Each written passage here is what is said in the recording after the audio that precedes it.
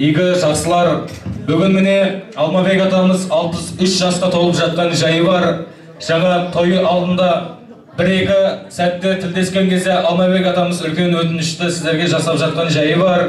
Бұл енді 63 жасты пайғамбар жас дейді дегенменен, біле білген жаңа пайғамбарлық 40 жаста қонған. Осы соңғы пайғамбарымыз Мұхаммед алейхиссаламның 40 жаста пайғамбарлық қонып, 23 жыл пайғамбар болып, 63 жаста Алланың құзырына қайтқаны баршамызға мәлім. Сондықтан игі тілектеріңіз айтқан кезде зейнеткерлік жас деп айтуларыңызды сұрап қана қалған болатын.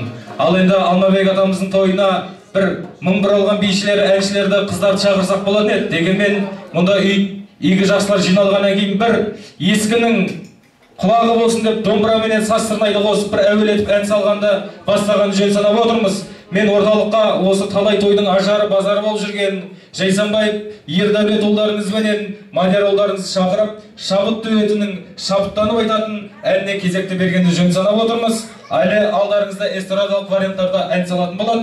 Дегенмен кезекті осы қазақтың қос ішекті домбырасыменен Састырнайға бұрғанды жөн санап отырмыз. Бір қошеметтеп шабыт келтіріп қойыңыздар.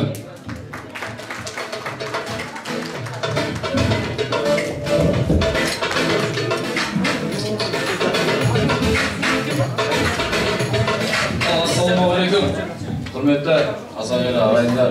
Енді өнерді бастаған бала дейтін, қиындықтан қашпаған жана дейтін.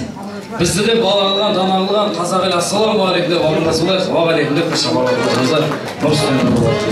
Енді бүгінгі кереметтей кеште жақсы адамдар болып бас қосып, керемет кешке куә болып отырмыз. Енді жақсы адамдардың құрметіне Қарағат Әрлиев әпкеміздің орындауында жүрген бір жақсы адамдардың деген ән бар еді, соны шырқап берсек, шапалақпенен шабыттап отырмыз.